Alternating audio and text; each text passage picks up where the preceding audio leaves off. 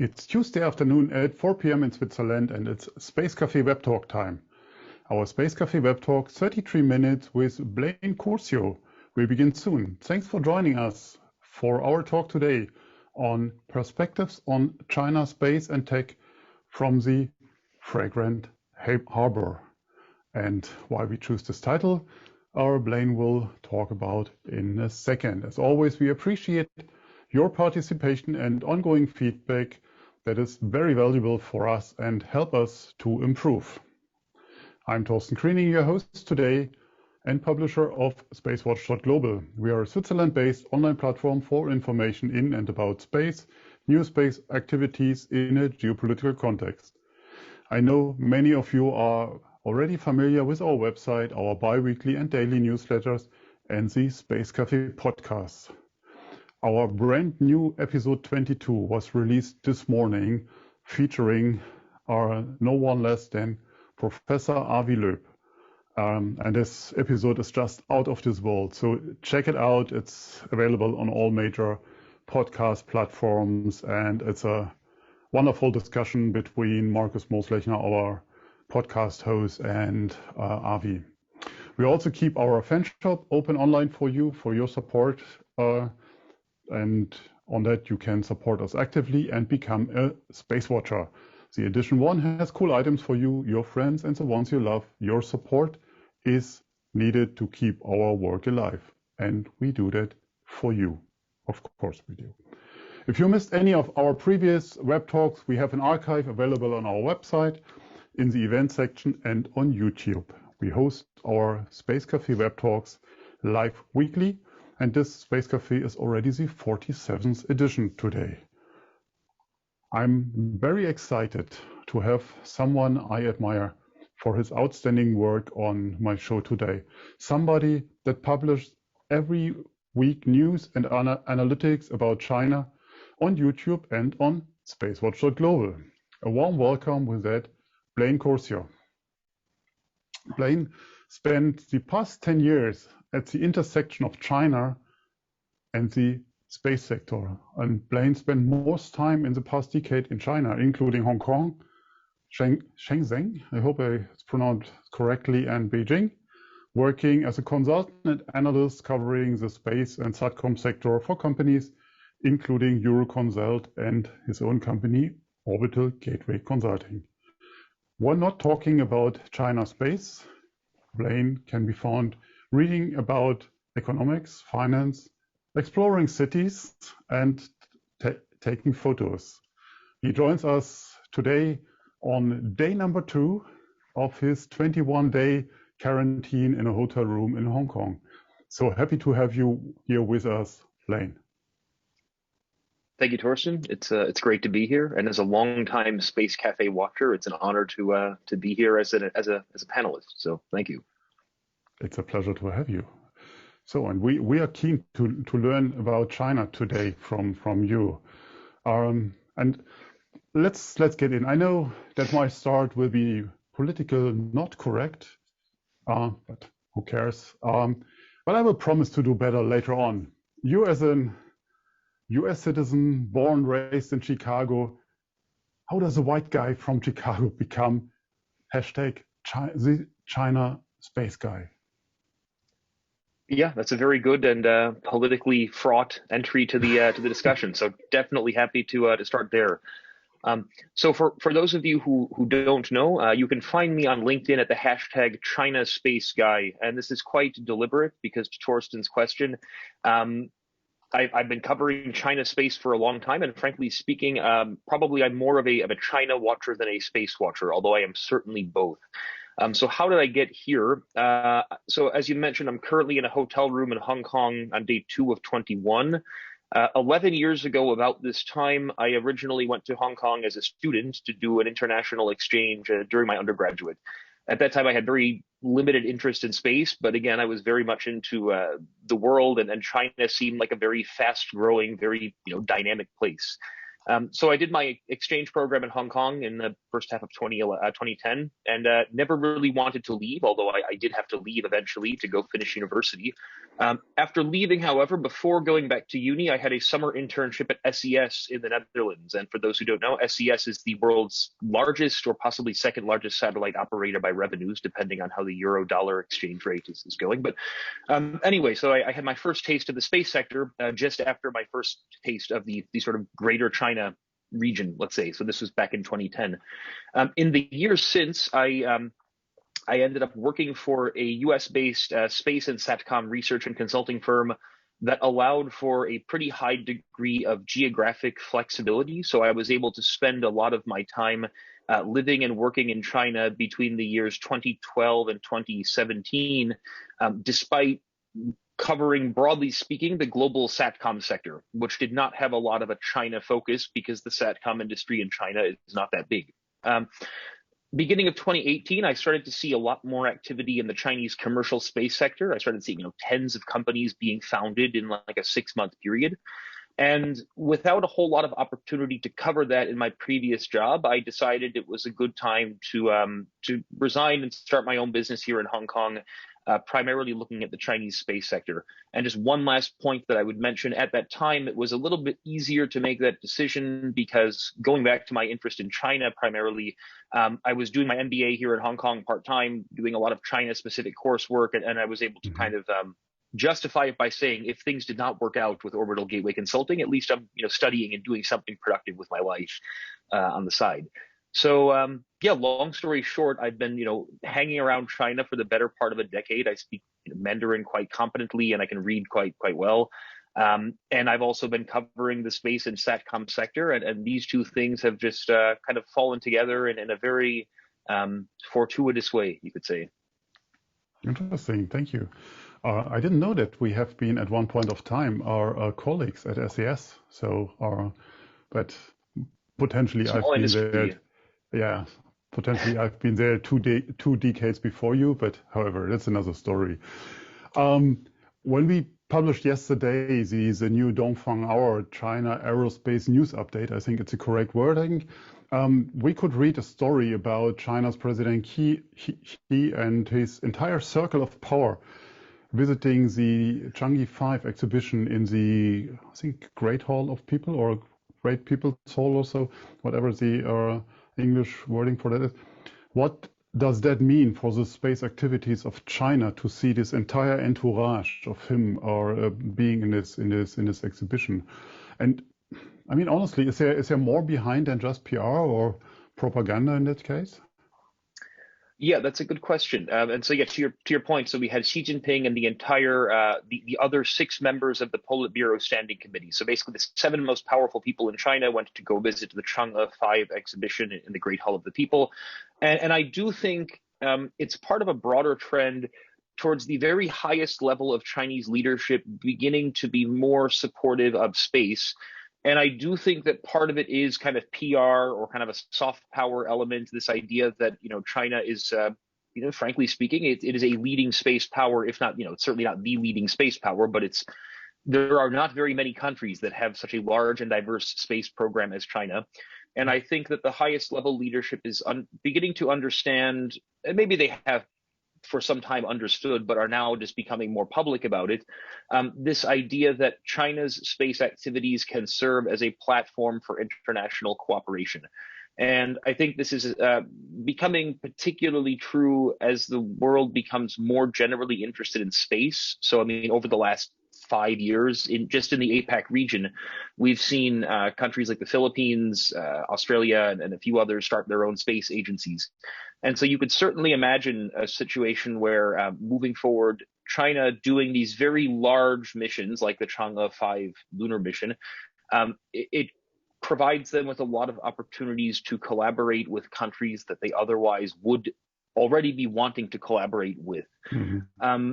The last point that I would mention about this visit by the Politburo is that there seems to be an increased, if not understanding, an increased perhaps hope by the Chinese leadership that space, in addition to being this kind of science and technology field that doesn't historically has not made a huge amount of money or created a huge amount of industrial based type activity. I think that there is hope that that will start to change as different economics of the space industry start to change. The lower cost of launch and have miniaturization of components and small satellites, this type of thing. And so again, I think that the Chinese leadership, being nothing if not extremely pragmatic and very sensitive towards economic development, I think they're starting to see that space may have a bigger role to play in those points. And so it's probably, I think, positive to see. Yeah, and again, I think a little bit more than just PR, but still quite a lot of PR. Of course. Before we dig into the commercial elements of the entire sector, you also wrote another story that struck me about the Long March 9, the new super heavy beast from China. Is that the ultimate answer to Starship now, or how would you position this rocket in the current market that we have globally, and maybe also versus in Ariane 6? Yeah, that's a good question. So I think China has an interesting relationship with companies like SpaceX, I think, in the sense that as unfortunate as it will be, I am a rather firm believer in this idea that we are moving towards kind of a splinter net, if we can call it that, this idea of having a kind of Chinese technological infrastructure and then a sort of Western technological infrastructure, and whether that Western one would split into US and Europe or others, that is to be seen. But this idea that there will be a sort of broader Chinese system for many things and then a sort of broader Western system for many things. And I think in that regard, something like a super heavy lift rocket, I mean, it may be the answer to the Starship in the sense that it will be the closest thing that China has to a Starship, but I don't think it would necessarily be competing with the Starship in most. I mean, there are some markets where there might be competition. This is getting a little bit speculative, but for example, I think countries like Pakistan or Sri Lanka or Venezuela or Bolivia, if they have needs to send huge amounts of cargo to low Earth orbit in 10 or 20 years, they may be more likely to go with China and with the Long March 9. Or if they want to, if Pakistan wants to send an astronaut to the moon, I would venture to say it's more likely that he or she would go on a Long March 9 as opposed to Starship. And that's just simply a kind of geopolitical reality, I think, is that you have certain countries right now that are significantly kind of closer to China. And I was having, not to go into a rabbit hole here, but I was having a conversation with my cousin in Chicago last week about, Pakistan and China. And I was telling him that, if you were Pakistani and you're reading the Western media about Pakistan or about China, it's both very negative. And you're going to say, wait a minute, this is crazy that they're talking about Pakistan in this very negative way. And so when you then read about China in this very negative way, you're going to think, well, the Western media, maybe we just don't want to listen to them. And maybe they're wrong about China because they're wrong about us, in my opinion. If I'm Pakistani, I might.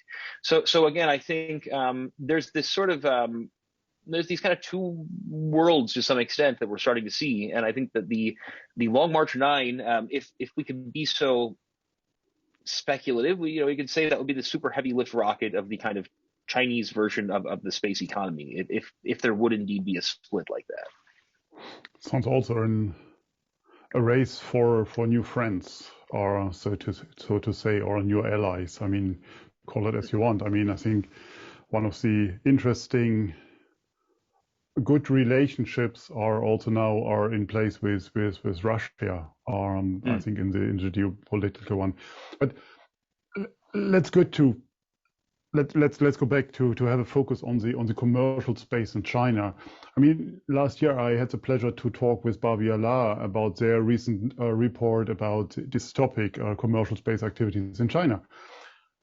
What is your view on that? Is it just, and that was mainly what Barbia and her team pointed out, is it government money in a commercial outfit, or is it really commercial money, or private money? Sorry.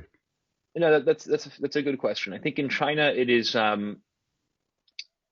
certainly a lot of government support that is supporting some private money, and I think it's in the space sector. I don't think it can never necessarily be. I mean, there could be, but it's very hard to imagine a purely commercial space company being successful, I think. And this extends not only to let's say, heavy lift rockets, but also to things like SATCOM. So just to give a couple of examples, if we look at SpaceX, it's an amazing company. They've done some amazing things, but a big part of their success has been, contracts from NASA, contracts from the U.S. government, especially in the earlier days of that company. And so it's not to say that they are not, private money or that they're not a commercial company, but there is still some undeniable degree of government support there. And again, I mean, looking at like SATCOM, I was speaking with someone from a satellite operator not long ago. He was talking about how they look at they were trying to understand their sort of VSAT network type of demand. And they were saying that when they counted the dollars all the way back to the source, something like 70% of their revenues from VSAT was coming from the government, because you would have NGOs that were connecting remote areas, and you would have, government-owned banks that are needing to connect ATMs in remote places, this type of thing. And so I guess digressing, the idea that the Chinese space sector has a significant amount of government support, while certainly true, is not necessarily unique among space sectors. So to dig a little bit deeper into, how commercial is the Chinese space sector. So if we look at funding over the last 6 years for let's say commercial space companies, the total amount of funding, and this may be off by a little bit because I haven't checked before this, but it will be ballpark something like maybe $2 billion, $2.5 billion, maybe $2 billion over these last 5 or 6 years. And of that $2 billion, probably about 40% or 50% would come from like mostly private money. And then the remainder would come from either central government money or kind of provincial governments or the Chinese Academy of Sciences, this type of thing. And I mean, just to give a couple of concrete examples of private money that is undeniably involved in the Chinese space sector. You may have heard of Sequoia Capital. It's a big U.S. Venture capital firm based out of Silicon Valley. They have a China, I don't know if it's a subsidiary or if it's a sort of affiliate branch, but basically there is Sequoia Capital China, and they are a private venture capital firm. They've invested in multiple Chinese commercial space companies. We've also had Matrix Partners China, which is a quite commercial VC. And then we've started to see a couple of the billionaires from the kind of tech sector or otherwise from different sectors getting involved in space. And again, when they do get involved in space, there is a certain amount of government involvement or government support. But there is still certainly private money and commercial activity going on in the sector now.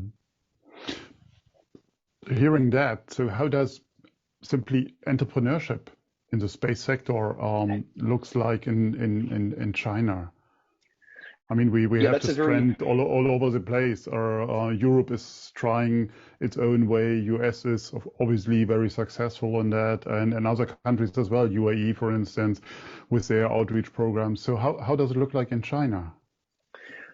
So there's two anecdotes that I would give, and then we can dig a little bit more into this. But the first anecdote, my business partner Lan Tianyi, he always tells me, it's hard to start a Chinese commercial space company, but it is even harder to kill a Chinese commercial space company, because once you have a company, once you have kind of a story, you can kind of survive and pivot and iterate and have relatively low rent because you're renting from the Chinese Academy of Sciences and you're getting some support from the local government, and you're probably you have all sorts of ways to kind of continue to stay alive. So that's the one anecdote I would give. The other is kind of related to that, the extent to which Chinese commercial space companies must pivot a lot. And you see this, for example, company OneSpace. So OneSpace was originally one of the first few commercial rocket launch companies founded in China. They were founded in 2015. They were one of the first generation, so-called, of commercial launch companies.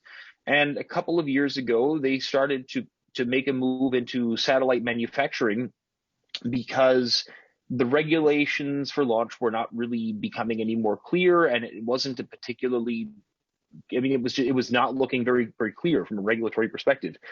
And because there's a somewhat different, I think, mindset towards regulation in China as compared to the US, in that in the US, if something is illegal or otherwise not allowed, or well, in the US, if there's not really a law saying that something is not allowed, the implication is that you can do that thing. Yeah.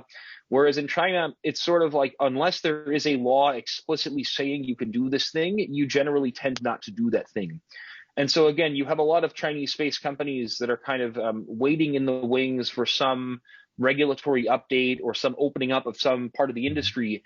And when that doesn't happen, they need to get creative and pivot. So again, you have this ecosystem that's moving very fast. It's extremely competitive because you have, for example, 20 commercial launch companies in China at any given time right now. And you have, very uncertain regulation. You have a lot of money being thrown into the sector, but the money is now starting to become more consolidated. So for example, in 2020, we saw a large increase in total funding compared to 2019 in China, but we also saw the number of rounds decrease by like 40%. So fewer larger rounds. And so, yeah, to be an entrepreneur in the Chinese space sector, or indeed in any sector in China, I think is probably not very easy.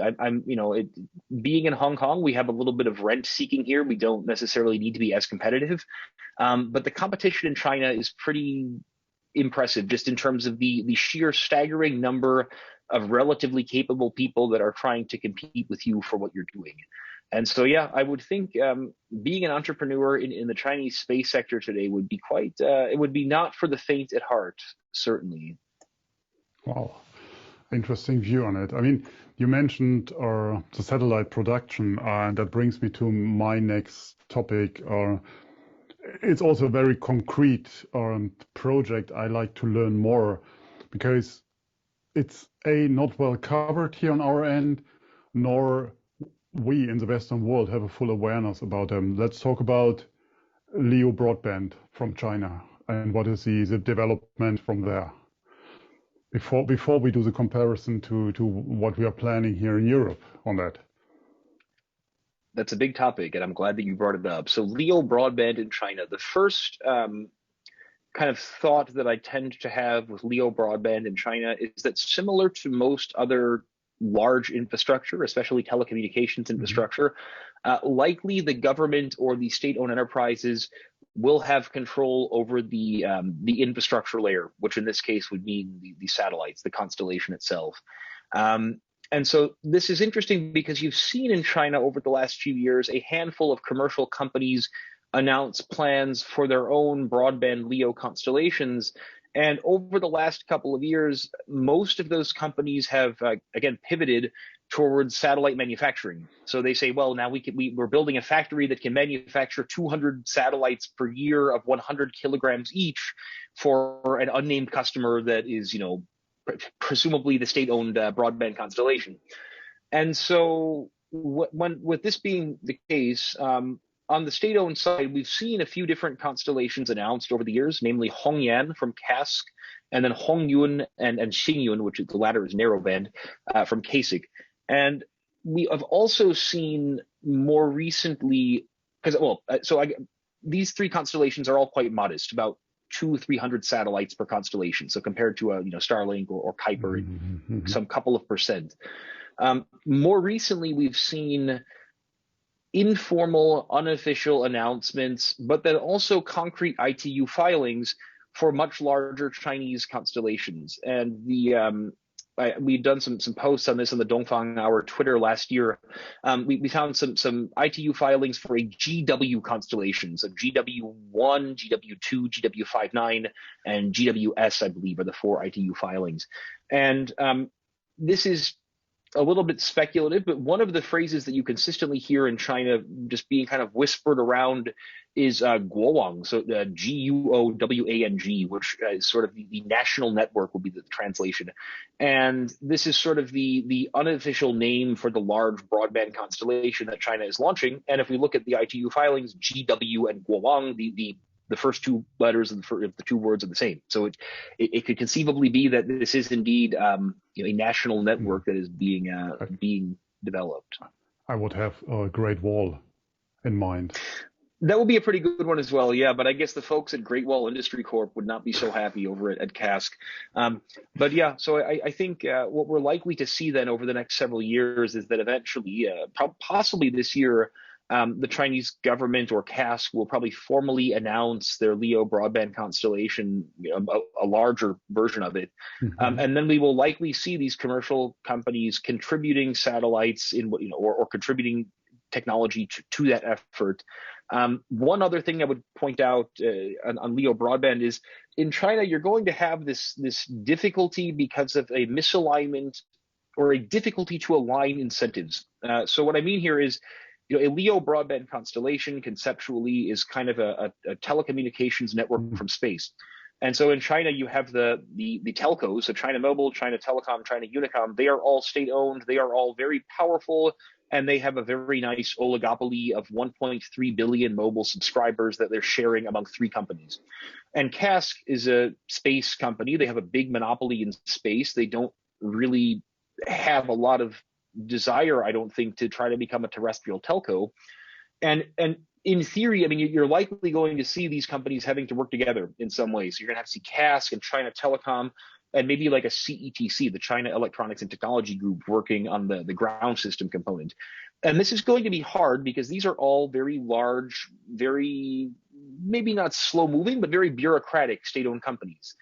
And Cask has 180,000 employees. The telcos have a few 100,000 employees each, and again, none of them are particularly well incentivized to really want to build out a space-based telecommunications network. Because I mean, think about it: if you're China Telecom and you have 500 million subscribers now on terrestrial, how much bigger are you really going to see your market get if you have a 15 or 20% stake in a state-owned LEO broadband constellation? And likewise, if you're Cask and you're worried about the Long March 9 and you're worried about the Chang'e missions and you're worried about the Chinese space station and all these other things, and these are all very big, expensive projects, how much more are you really going to make here if you're basically trying to get into the telecommunications business? So I think it will be hard to make sure that all the incentives are aligned in China. And compared to the West, that's a particularly important point because with SpaceX and Starlink, they can, for better or worse, they can pretty much vertically integrate through Elon Musk's Twitter feed as the sort of distribution network, and they just build it themselves. And that's that will certainly allow Starlink, as one example, to probably move more quickly than their Chinese counterparts. Yeah. Interesting. I mean, you spoke about the national market of China and the size, and I mean, for all of us that had been the chance to work with China or being in China, I mean, that is so massive that it's not understandable for us here in Europe, I would say, that we are looking for other markets. That is in our DNA here to go out to sell our products to the world. So what is the geopolitical aspect of this LEO constellation, because they're working globally? So I mean, is that a driver for it to reach out? And just on that note, I mean, we spoke about Europe before and the European LEO constellation ambitions. So can you talk a bit about if you have insights about the China-EU relationship? Because, I mean, ESA always mentions we are the mediator in the geopolitical space game. So what is the reality check on that from your point of view? Yeah, so I guess on the first part of that question, in terms of overseas markets, maybe for these constellations and that type of idea, I think getting back to my point about this kind of splinternet and this sort of Chinese technological suite of products and services versus this Western suite of products and services, I could imagine in the sort of medium to maybe long term, a LEO broadband constellation being this kind of a backstop layer of the telecommunications network. So you would have a bunch of Huawei telecommunications equipment installed across remote parts of Pakistan, and you would have lots of Xiaomi smartphones, and you would have lots of different, probably Chinese developed apps on those smartphones, and then you would have some elements of that network being connected via LEO satellite. And I do think that while it would require an impressive amount of coordination by a lot of very difficult to coordinate companies and entities, I do think that a LEO broadband constellation by China would be an enabler of like a Belt and Road type of projects. I think that you would have a global connectivity network that would allow China to have access to remote areas and countries that need connectivity, and that would, in theory, be significant. Getting to your question about China and Europe and kind of the relationship between these two entities, I think certainly there's a lot more openness between China and Europe than there is between China and the US. I guess that doesn't come as a surprise to anyone here. But I think there's also there's a surprising amount of long-term cooperation between China and Europe in the space sector. So I did a deep dive study about this last year, and I was surprised to find, Airbus had a JV with CASC as early as the 90s, and there's a fair amount of cooperation going on there. Now, I do think moving forward, one of the challenges for Europe and probably for individual European companies or countries is going to be that it will probably be increasingly difficult to cooperate or to do business with both the US and China. And I think that will probably be more of a US issue, in the sense that if you are a European company that is doing a lot of business in China, it will be very hard to then go and sell to the US. If you were doing a lot of business in the US, it would also be hard to sell in China because you would have some ITAR restrictions on some of those products probably. But I don't think that Chinese companies have any real objection to buying equipment that is regularly used in the US, except for the sort of national, whatever sort of, I don't think they have many objections to that. Whereas I do think that US companies have a lot more objections to using technology that is being regularly used in China. And so again, I think with certain European countries or companies, there's going to have to be a choice of, we will either really address the US market, or we're really going to address China and maybe the rest of APAC or something like this. And I mean, one example that I think we probably saw last year was the German company Mynaric, where they have this deal for laser terminals in China, and they had a bigger deal for laser terminals in the US, and they went with the US market, and that was may have been a good decision for them. I don't know, but certainly they had to make a choice there, and I do think that that's going to be an increasing challenge, or increasingly present challenge for these companies. Absolutely, and yeah, I think that's the global or space power game that we see here. One final question from me, and we just got a signal from the production team that we are almost, or slowly but steady, are reaching the end of our 33 minutes. What is your personal view of our future in space? And do we have a human future in space, and what will that look like? I mean, is it that scenario what is shown in many of US media, that Chinese going back to the moon, rolling up the flag, bringing them back, and say, hey, you forgot your flag on the moon? Is it a scenario that you would agree to, or how will that look like? Or, I mean, you mentioned before this split between the Western and the Eastern or culture that have separate systems, and is it something that we will see on the moon as well, potentially? It's possible, but I think the interesting wild card, and I had never really thought about this until right now, but I often say, if SpaceX is the company that sends the next astronauts to the moon or to Mars, I presume there will be an American flag on the rocket, but will it be above or below the SpaceX logo? I am not sure.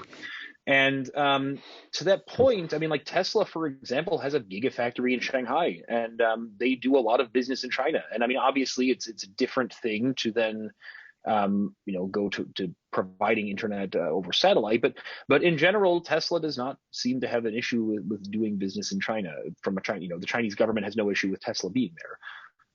And so it will be interesting to see if in the very long term, if the SpaceX or the Blue Origin space programs become, let's say, increasingly independent of the U.S. government space program, And then you have a situation where it's maybe there is more opportunity for collaboration, or at least for less hostility, let's say, between, say, SpaceX and China as compared to, say, NASA and China, let's say. So that could be interesting. I do think that we're going to start to, well, we are already seeing more countries and just more people wanting to become stakeholders in space. I mean, as I mentioned before, we've seen new space agencies popping up all over the place. We've seen just people getting more interested in the sector. There's new space-related degrees popping up at different universities, and so I really think it's an exciting time. I meet a lot of people in the industry today that make me feel very old, and I'm 32, so that's that's a good thing. Yeah, that's a very good thing. Okay, that was a harsh end of the discussion because I'm. Well, I mean, really, I mean, 21-year-olds who are crazy. I mean, 21-year-old aerospace engineers who speak 3 languages, and I'm just like, man, what was I doing when I was 21? This is something. Let's go through a few of the questions we got in from your end. And Pinar, I saw your hand raising. I know that you will hopefully join us on Clubhouse, so you have a chance to raise your question there. The first one from Lucas here, from your perspective, is there any likelihood for at least a regulatory or institutional cooperation understanding between US and China for lunar activities in respect of prospecting and environmental protection? Is there a better outlook for the cooperation with Europe and China and ESA? I think you broadly mentioned that already. Yeah, I think definitely there is better outlook for cooperation between China and say Europe and ESA on these types of issues. But I'm a little bit optimistic about the incoming US, well, the not even incoming, the current US administration. It's possible that they're going to be less antagonistic towards China, but I'm still not very optimistic about US-China cooperation in the long term in this sector. It's a difficult time. So do we see China signing up for the Artemis Accords? Yeah, let's. I think we can raise this question in a decade again, so that's not a problem. Another one from Aaron about the first human. Do you think that we will see first human on Mars will be Chinese? Something to point on? I would put that at less than 50%. I think that right now, I don't know, but I would say it seems like right now SpaceX is the odds-on favorite to be the first to get to Mars. I don't. Again, it's always very hard to tell, but the Long March 9, it's been discussed for a long time, but the fact that it was only just confirmed now, I mean, we're still a very long way. And again, I do think when Wu Yanhua, when he mentioned the Long March 9, he did say it would be for crewed missions to both the moon and to Mars. So maybe they would go to the moon first. I don't know, but either way, I think right now probably the odds-on favorite remains SpaceX. Then the last one we will take here, and Chris, sorry for that, but we will pick up on that later in the discussion. Who might ask, apart from government-level joint missions cooperation, is China prepared to work with foreign private space companies? I think that's an interesting one. Or are they presently working on some legislation for that? And I mean, just from my own past, I can say they had a big interest in working with a private company reaching for the moon. Yeah, I think definitely there is a lot of interest in a couple of ways. So up until a few years ago, I think there was more interest in importing foreign technology to sector has become a bit more. Are we wrapping up here? No, you. Okay. I lost you. So your sound was gone. So somebody's listening, obviously. Okay. Well, that's good. But so as the Chinese space industrial base has become more sophisticated and a bit more capable of building things at home, there's been a bit more of a shift towards the desire to export to other countries. But yeah, I think that there's a lot of willingness to collaborate with other countries. It's just oftentimes a question of collaborating on Chinese terms, you could say. So this would oftentimes mean some kind of technology transfer or otherwise. Yeah, just otherwise some other terms that would be rather more specific to China, I think. But in general, yeah, I think that there's a lot of openness for collaboration with commercial space companies. Wonderful. Thank you very much. I'm afraid we have to come to an end because our 33 minutes are overtaken, as usual when we have fun. But be assured we will continue following the China space topics in our future Space Cafe web talks and on our magazine. To all of you, Chris, we will take your question about China's cislunar space activities into the clubhouse in a minute, and also the question about planetary defense. So Blaine, for you, just mark them from your end as well.